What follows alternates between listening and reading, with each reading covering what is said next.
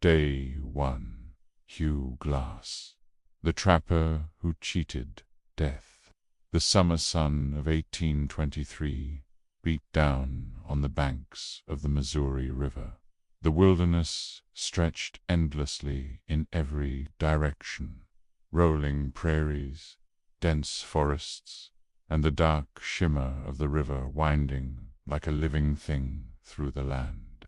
Hugh Glass, a rugged frontiersman in his 40s, moved quietly through the underbrush.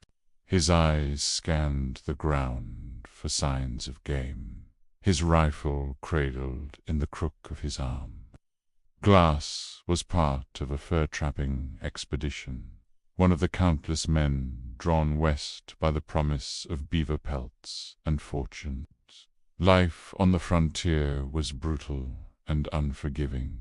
Men disappeared into these wilds and were never heard from again. Glass knew the dangers: hostile terrain, unpredictable weather, and the threat of attack from both man and beast. But nothing could have prepared him for what was about to happen. It came without warning. A flash of brown, a roar that seemed to shake the trees.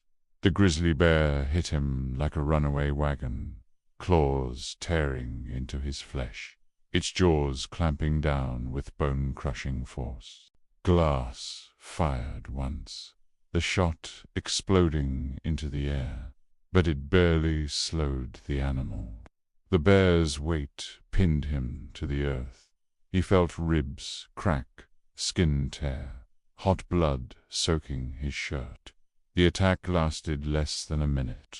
By the time other trappers arrived and killed the bear, Glass was a shredded ruin of a man, his scalp hanging, his back laid open to the bone, his leg twisted unnaturally. He could barely breathe, let alone walk. The expedition leaders took one look at him and knew the truth. He wasn't going to make it. 2 men were assigned to stay with him until he died, then bury the body. The rest of the party moved on. Days passed, and Glass stubbornly refused to die. Impatient, the 2 men abandoned him, taking his rifle, knife, and all supplies. They left him in a shallow grave, still breathing. Most men would have given up. Glass didn't. He began to crawl. There was no food, no weapon, only his hands, his knees, and his will. He dragged himself through grasslands and riverbanks, eating wild berries and roots, sometimes scavenging the carcasses left by wolves. His wounds festered, maggots crawled in them, and instead of recoiling, he let them be. They kept the rot from spreading. He drank from streams, endured storms, and navigated by the sun. Mile after mile, day after day, he moved forward. He faced the scorching heat of the plains and the chilling nights that froze his breath. Coyotes followed him at a distance, waiting. After 6 weeks, 42 days of crawling, limping, and sheer, stubborn survival, Hugh Glass reached the safety of Fort Kiowa.